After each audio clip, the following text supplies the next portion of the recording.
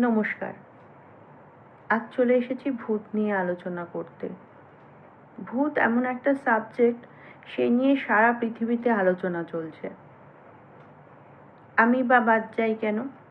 ছোট থেকে ভূত নিয়ে চিন্তা, কৌতূহল, সন্দেহ, যা কিছু বলতে পারেন সব কিছু আমারও ছিল।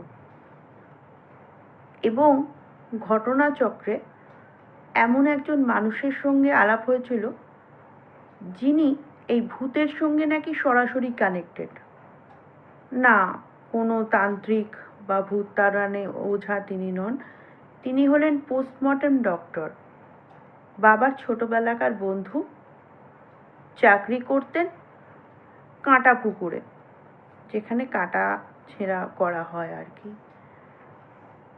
তিনি আমাদের বাড়ি প্রায় আসতেন বাবার সঙ্গে দেখা করতে।